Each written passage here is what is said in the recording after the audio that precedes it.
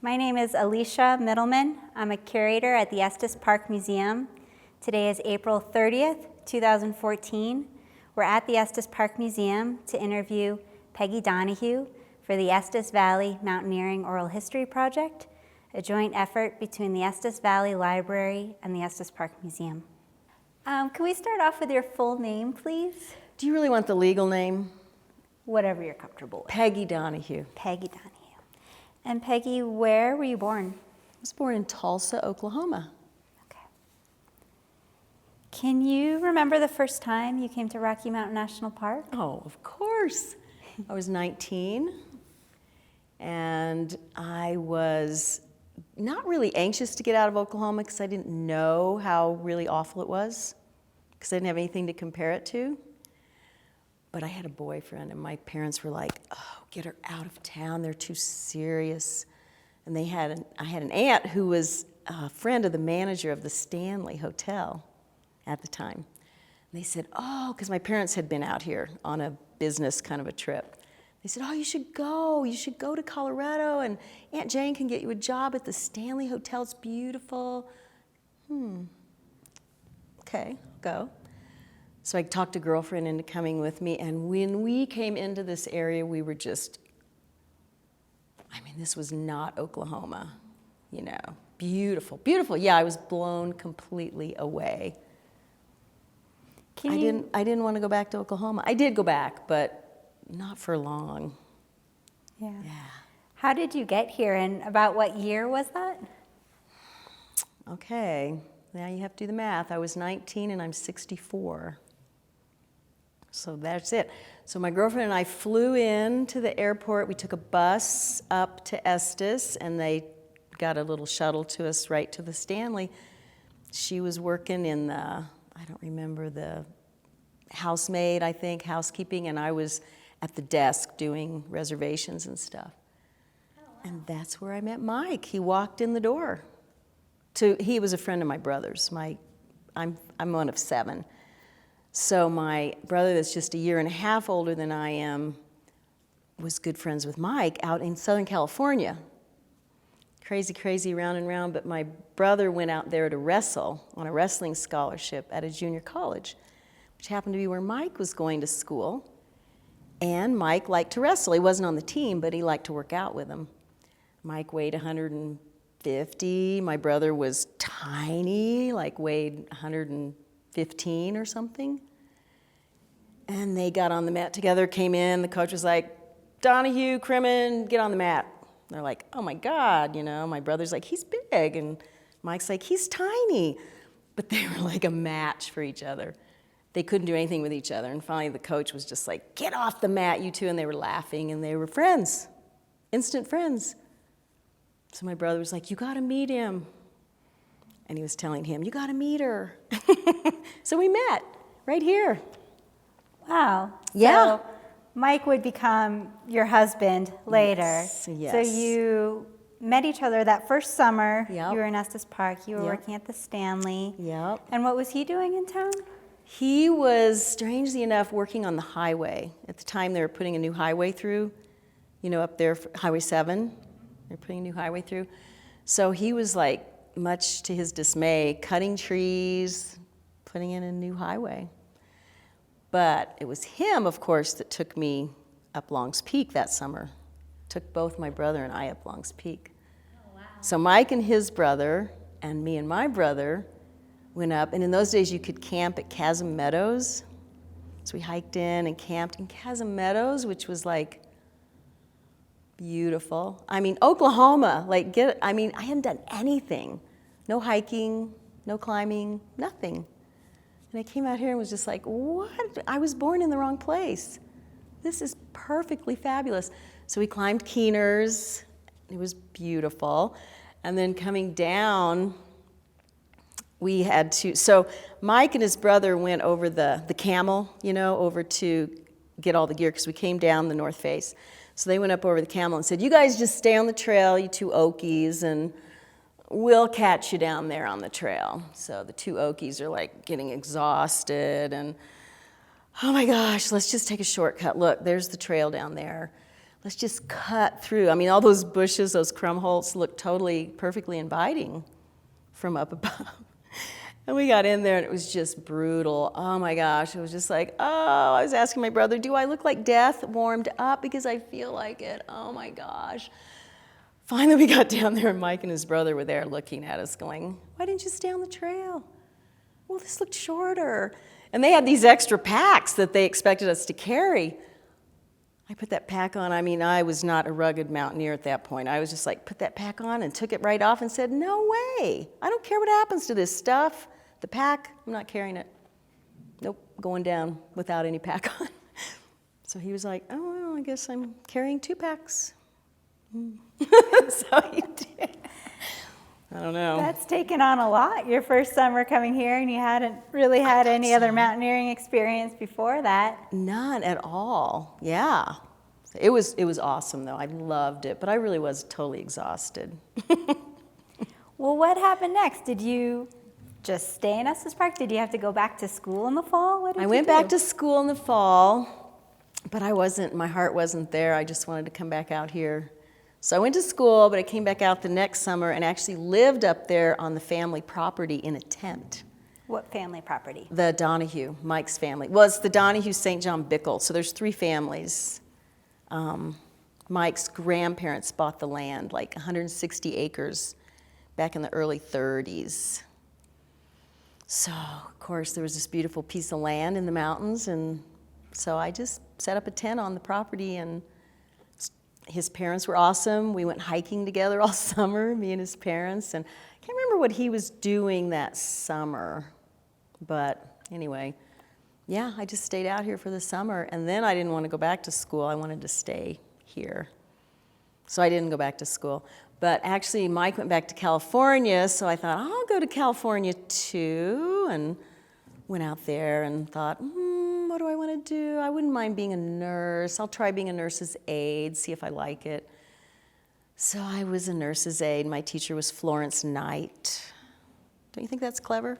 Could have been Nightingale, but it was Florence Knight. And yeah, so I was a nurse's aide, and didn't take long. Mike and I got married and decided to come back out here. Oh, what year So did you get married? We got married in 1971. Or 1970, one or the other. How old is Topher? Because Topher was born very soon thereafter. Like, we got married in November, and Topher was born the following October. So, yeah, so we lived in this teeny little cabin, which is where I am now, but it was teeny at the time. It was concrete block, cinder block, 2 rooms, and not a pretty cabin, but the area around the cabin was absolutely gorgeous. Aspen trees, all sorts of evergreens. It was so much prettier than the Dust Bowl of Oklahoma. And we describe that as being in Wild Basin It's now, Wild Basin. which is within the national park. Well, yeah, the national park isn't far back from our cabin. I mean, we walked back to the park one year and walked all the way down to our daughter's place in southern Colorado, Del Norte. So it was just like walk out the door, walk to the park, walk down all the way 360 miles to southern Colorado. It was fabulous. Yeah. Yeah, so we live right next to the park. Okay. Really pretty.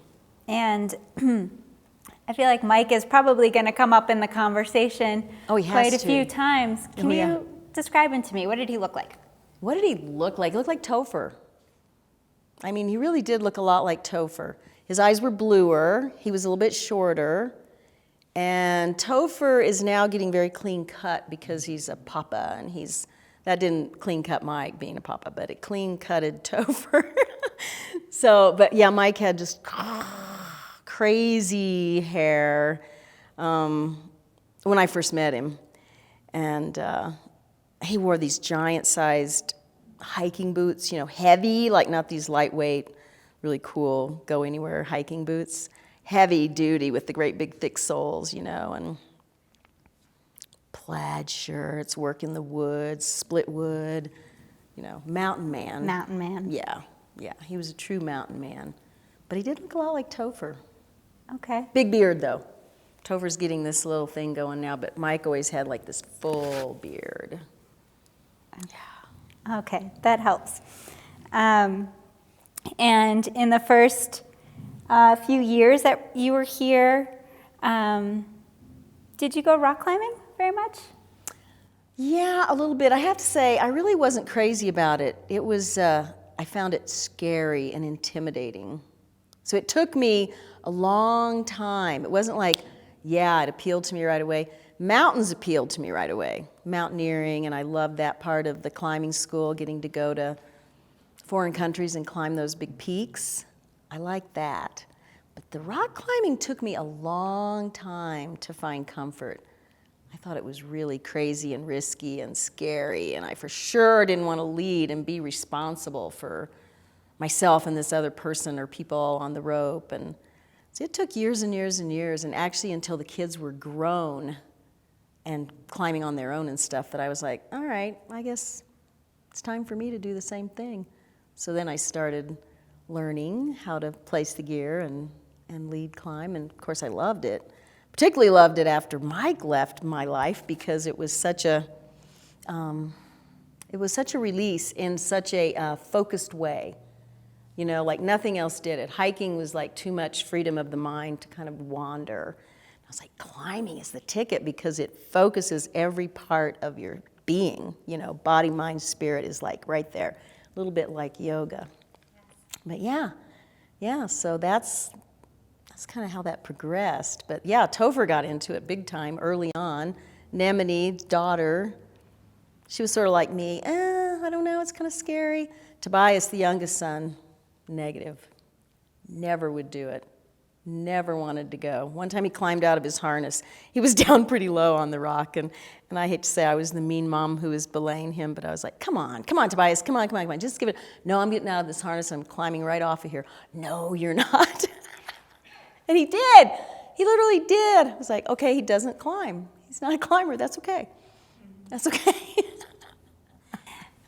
But through your business, and I want to talk a little bit about the Colorado Mountain School. Yeah. You and Mike brought a lot of people into the climbing world and taught them how to do it and how to enjoy it. Yep. Can you, Peggy, can you describe the services you offered at the Colorado Mountain School? Well, Mike's whole thing, he was a total people person. I mean, that was his main thing. He just was so into people, anybody, any age, any culture, any race, any financial status, it didn't matter. He was just into people, and he just immediately was interested in them. You know, he wasn't so much talking about himself as trying to find out about them. So he kind of used the mountains as it was almost like therapy. It was like the therapeutic use of the mountains for people, rather than, let's get you up this peak and let's accomplish this big lofty goal. It was like, no, it's more about, let's find out what you're made of and how you feel and who you are, and let this medium be the way that you find out. So he was way into that. And the early guides that we hired were sort of like, yeah, they were into that too. They liked that whole concept, that whole theory. But then as time went on, it was interesting to watch the people who came in to apply for guiding. It was like big egos, you know, big head. I want to do this, and I want to do that, and I want to put this on my resume, and I want to. They just weren't the same kind of people. I know there are those kind of people and always have been, but it seemed like early on there were more of them, and maybe we went through a stage where there were fewer of them and more people just into the ego trip of climbing and doing these first ascents and whatever, all for the ego salve that it provided. And maybe we're getting more back into the other kind of people, I'd like to think. But yeah, the early years, the guides just seemed really into that whole concept and were really good with the clients. And later on, the guides just became a little less people-oriented and more self-oriented. It seemed like, don't tell any of the recent guides. I said, no, I'm sure none of them. Yeah. But yeah, it started to change a bit over the years. And I'll come back to that point in a moment, but I want to find out more about how the Colorado Mountain School evolved from Fantasy Ridge Was there connection there between that guiding service? Yeah, well, Michael Covington owned Fantasy Ridge, and he wanted to sell the business, and Mike Donahue was working for him as a guide. So a bunch of the guides kind of wanted to go in as a cooperative and buy the school.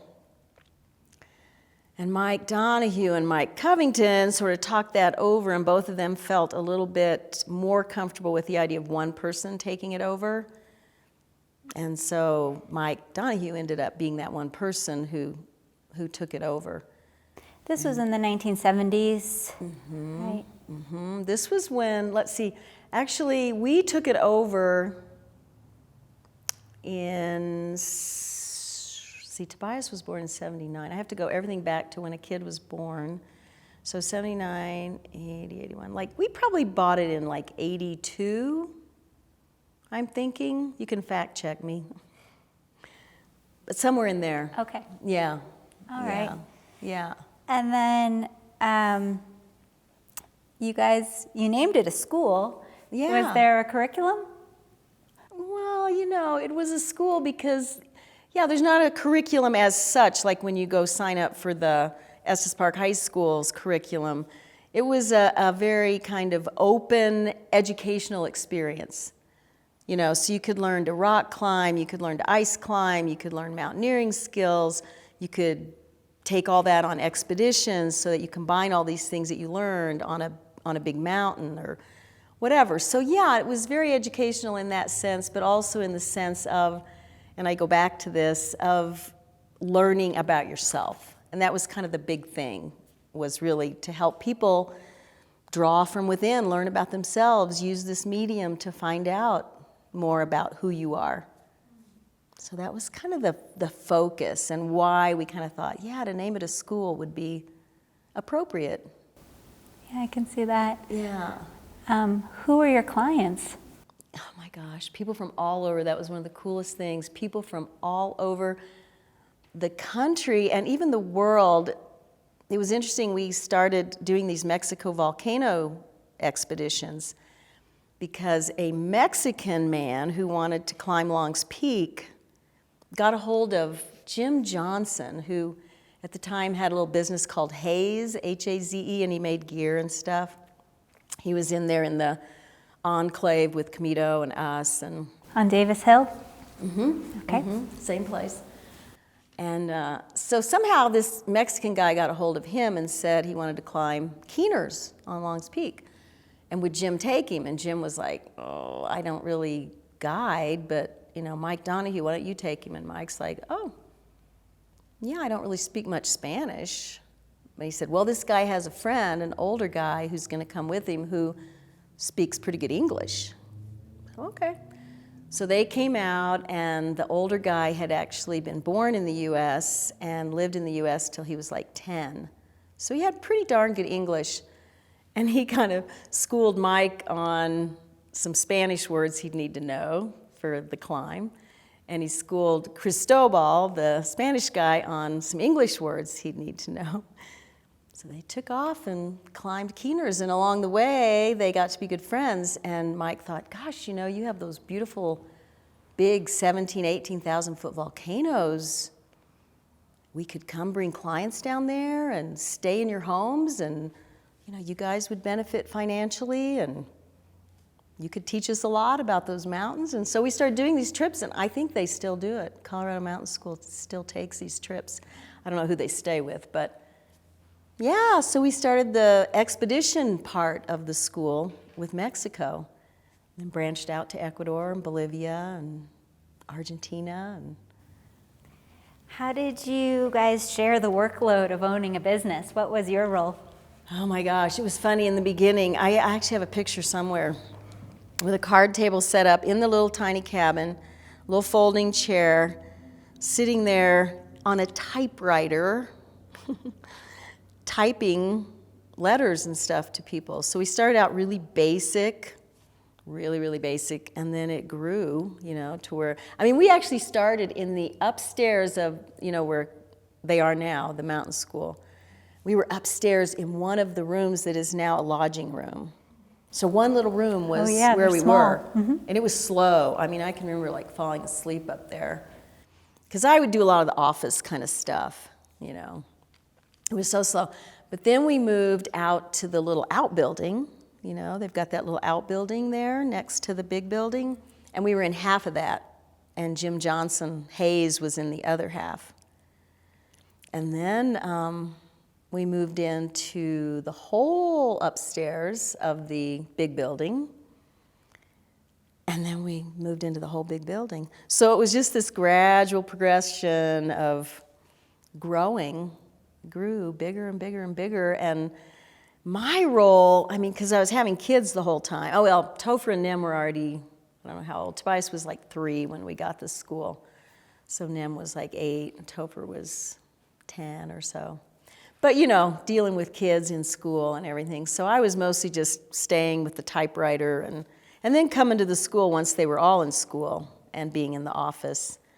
And then going out with some of the groups. And I loved going on the expeditions. So I would join up with those groups and go on the expeditions to Mexico and Ecuador, Bolivia. That sounds good. Argentina, Alaska, Africa. Yeah, it was the best part for me. I loved it. Yeah, I love the travel. It sounds like anybody that's been associated with your business gets a little misty-eyed. Are you serious? Yes. Do they all? Yes. Oh, glory be. Yeah. There is some quality to your business where clients came back year after year. And Year even after year. Yeah. And it's, I don't know if it was just the perfect combination of your philosophy and the way that you interacted with people. Can you speak to that? No, I think that's a huge part of it. I mean, I think that philosophy it's so much more. It's not like it eliminates your, you know, I want to go climb this big mountain just to see if I can do it, or because I do want to rack up a big list of big mountains I've climbed, or blah, blah, blah. But it's more than that. So they could rack them up if they wanted to, but along the way, they would just be like learning about themselves. They would really just clamp onto this philosophy, and it would add so much more to the experience than just getting to the top of a mountain. Because with this kind of philosophy, if you don't get to the top of the mountain, you still had a wonderful experience, and you learned a lot about yourself, and you learned a lot about the people in the group, and the mountain's still there. You can come back and try it again sometime. And I think a lot of professional schools for climbing, and maybe that's changing too, but I think they used to be more into get them to the top at all costs. They've got to get to the goal. And I mean, you know, you've seen stories about people dying on the mountains trying to get to that summit. And sometimes Mike would turn around, and a lot of the guides, any of us, would turn around when the client was like, I want to get to the top. And you're like, those clouds aren't going to let us get to the top and all the way back down safely. So we got to come back another day. And then, of course, you get into this monster storm on the way down once you're in the trees going, aren't we glad we're down here? Not up there, you know. So yeah, no, it was totally the combination of philosophy and just being tuned into the people instead of just tuned into the idea of getting up a mountain. Yeah.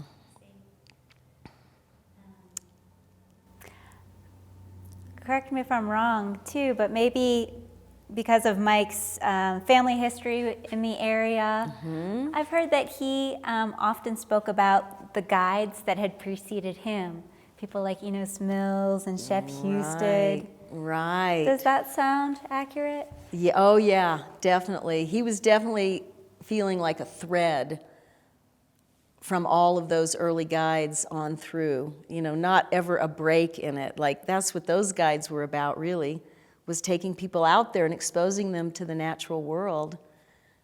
You know, Enos Mills was totally into that. Getting up to the top was, you know, nice little frosting on the cake, but it wasn't why they went.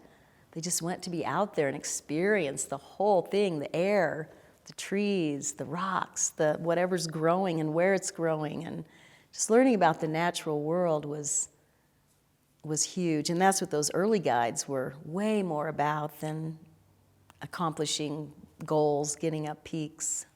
Yeah. Yeah. And as you mentioned earlier, guiding is not for everyone. We've heard from some climbers that they thought at one point or another, guiding would be great because I get paid to do what I love, I get to rock climb all day. Yeah. And then they find out it's not just that. They don't get to maybe climb as much as they would like at the level they want to. And No. instead, you really have to coach people through Right. things that are scary for them. Right. But again, the uniqueness of Yeah. the mountain school is that you had Yeah. some guides that came back year after year. Yeah. How in your opinion did they stay motivated to Those guides. be guides? I think those guides really liked the idea that they were helping. You know, everybody likes, whether they realize it or not initially, they like to help other people. So they kind of got that pleasure and that joy from, and seeing a client year after year after year come back and ask for them because they did such a great job with them, getting into that person and what that person's goals were, needs were, fears were, and how to work with them to get through those fears. And next year come back and like use what they gained last year to move on and do something maybe a little more technical, a little more exposed, a little more scary, and yet be able to work with them to come through that fear and come out the other side like, yes, I did it. This was awesome. You know, I think that made the guides feel good to be able to give that kind of a gift to other people and see it rewarded by that person coming back and saying, I want that guide again. Yeah. Can you recall who some of those guides were that worked with you or for you that came back time after time? The guides? Yes. Oh my gosh, well, Bob Chase has been a guide for I don't even know how many years, but yeah, he still to this day has clients who are returning to him for I don't know how many years they've been coming back to climb with Bob. I mean, he's just the one they want. He was totally, totally into that whole idea, no ego involved in it, and just giving to that client, whoever that is, whatever they need, whatever they want, at whatever level, and not downplaying what their level is, not making somebody feel like if you're not climbing at this level, it's not really worth it. It's like, it doesn't matter. It doesn't matter what level. Where are you, and how does that feel to you? And let's keep moving, and let's keep exploring and gaining and benefiting from doing a little bit more. It doesn't have to be much, just a tiny bit more. See how you feel with that. Bob was spot on with all that. And of course, Todd Burke, spot on. Just people loved him. He was awesome. Bill Weiss, who now lives in Manitou Springs. He's some sort of, I think he's a nurse, but he was great, just very gentle. The guides who were just very gentle and thoughtful and considerate. I mean, just like being a good person, being a guide who's a good person just really was successful. And a guide who was more interested in personal accomplishments, clients could feel that and just like, you know, you don't really want to be with an egotist. You want to be with someone who's a good person, and those guides shined, got repeat customers year after year. Yeah. I see. How did things evolve over the years? How long did you have the business for? We had the business from about 82 until probably about 99, probably.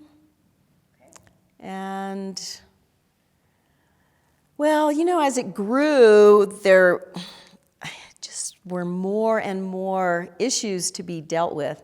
You know, and it's kind of fun to sort of take something and build it up and grow it. And then it sort of becomes almost unwieldy. The possibilities, like so many guides and so many clients and so many possibilities for injury and, you know, the trust that you put in as an owner into those guides who are, you know, you're putting people's lives in their hands. So it just became a little more stressful as time went on and it grew bigger. And happily, we never had any major injury while we had the school, which was really like, thank you very much. So yeah, but it did grow to an unwieldy place that was sort of like, oh my gosh, maybe this has gone beyond. We need to turn it over to somebody else now. Step aside, let somebody else do it. And Mike kept guiding when John and Patty Bicknell took over with, what was the guy's name that bought it with them? He's going to kill me for not remembering, but I can't remember. But anyway, oh, and Bruce Andrews. There were 4 of them, John and Patty, Bruce Andrews, another great guide, who we lost up on, I think he died in a plane crashing on, I think, McKinley, after we had already left the school and he was doing a trip up there and the plane crashed. He was an awesome guide, another one of those people type persons. But so he was involved in the buying of the school, and Ed Crothers was a 4th guy. The brain works a little slower. That's As the years okay. go by. You're doing a good job. But it's coming back a little bit. But so those, John and Patty ended up buying out the other 2 because they decided to, like, whoa, owning it. You know, it's like the difference between guiding and just climbing on your own, and then guiding or owning the whole business. It's another different step altogether. So John and Patty took it over, and Mike guided for them for a little while. And then we decided it was time to do our own thing and give it up to the younger folks. Yeah. I see. In that time, or even today, have you seen changes in the climbing community?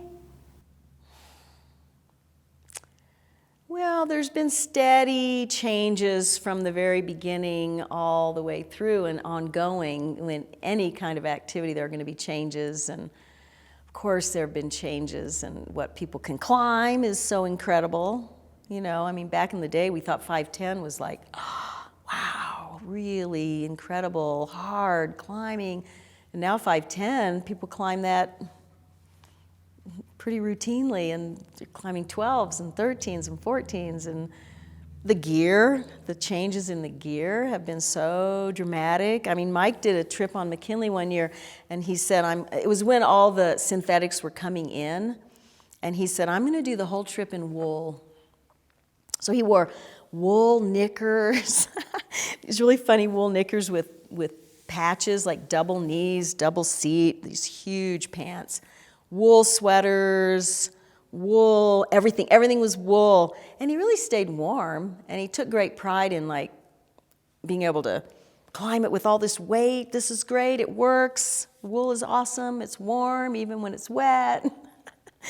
But, you know, slowly but surely he kind of succumbed and started wearing the newer fabrics and all that stuff, which, I don't know, you gotta love wool. It's just so wonderful and warm and soft and real right off that sheep, instead of, I don't know what kind of petroleum strangeness goes into all these things we wear, but Yeah. Yeah, And I I think mean- we're coming back to wool. I think we are too. Yeah, I think we are too. You can't deny the warm quality, the coziness of wool. I hope so. I hope we're coming back. Yeah. Speaking of coziness, I want to talk about the cabin a little bit. Of course, the When cozy you- cabin. Yes. When you moved in there, was there running water? No, when we moved in there, it was the 2 rooms. There was no running water. There wasn't even so much as a sink. Mike's grandfather lived there. And he was just kind of a recluse, philosophical guy who, he loved being in the mountains. He was kind of an Enos Mills philosopher, thinking that the mountains would just change people. Bring them to the mountains and they're going to learn something, they're going to gain, they're going to benefit, and they're going to go back. Wherever they came from, they're going to be different. They're going to be better. What was his full name? His name was, are you ready? Frank Salathiel. I won't spell it, I don't know. Hannon. Okay. That's Mike's grandfather. Yeah. Okay. Frank Salathiel Hannon. They called him Doc, because he really was a doctor, but he didn't succeed a whole lot in the field because he couldn't bear to charge people. He would just do the work for people, make them better, and he'd say, oh, don't worry about it. Yeah, and he was a chemistry teacher, taught down in Greeley, and so we took over that little cabin, which was his. Okay. And there are other cabins on the property. There's probably a dozen cabins, and a lot of them are pretty cute, little kind of log cabins, but they're kind of clustered down on one piece of the property. And this one that we are in, that I'm in now, is up on the hill and sort of isolated. So that appealed to Mike and to me, and we're just like, oh, we don't care if it's a funky-looking cinder block cabin. It's really in a cool place. So moved in, no water, no sink, no anything. And Mike's dad was a pretty good carpenter. He built all the houses they lived in as he was growing up, as Mike was growing up. So he said, you know, I can put in a sink, I can put in some counters, I can put a window there so you can see out when you're doing the dishes. I'm like, perfect, what else would I need? It's great. So that was it. That's what we had. We had a sink. We hauled our water from Allen's Park, from Crystal Spring. Sometimes in the winter, we actually went down to the, well, and even in the summer before you started to worry about Giardia and stuff, we just go down to the river. And in the winter, we would chip a hole in the ice. We had these big kind of milk can looking things, and we'd stick them down in there, pull them out. I mean, I've got photographs of us in like snow up to above our knees with these big old cans and like trying to haul them back up the hill from the river. Wow. Yeah, we carried all the water into that cabin. And then Topher was the first one along, and born there in the cabin. And then along came Nemini, right there in the cabin. Along came Tobias, right there. And then I started thinking, you know, as those kids got older, that maybe it would be nice. We didn't have a telephone or anything. Like, we were just like in our own little world. And as those kids got older, I mean, still we hauled our water and took our baths in this big feed trough, horse feed trough, bring it in from outside. It was hanging on the wall, put it down, start with the youngest, heat water on the stove, dump it in. We always had electricity, and we always had propane. So we had lights, and lame as they were, because I think the family did actually run the cord from down at the main pole, electric pole, up to this cabin. So it was pretty weak. When the refrigerator came on, the lights would all go dim, and it was sketchy. It was definitely sketchy.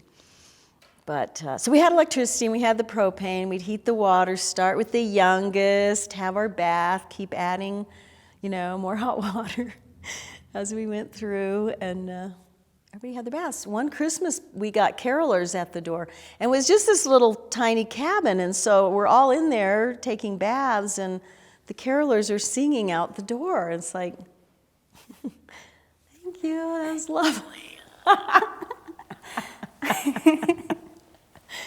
Oh my gosh. But it was good. I mean, Topher and Nemini would take off on exploring trips. They would just take off and go down to the river, up to the beaver ponds. Those two were like 2.5 years apart, so they were always out there exploring. Tobias, 5 years later, after Nem was kind of more on his own, and he'd explore, but he'd stay a little closer to home, just out in the woods there. It's crazy when you think that the bears are out there and the mountain lions are out there, and it's all out there, but they never had any kind of problem, ever. That's changed too, though. The bears are not what they used to be. They used to run away. The bears would run away, and now the bears try to get in, you know, to the houses. Yeah. Yeah.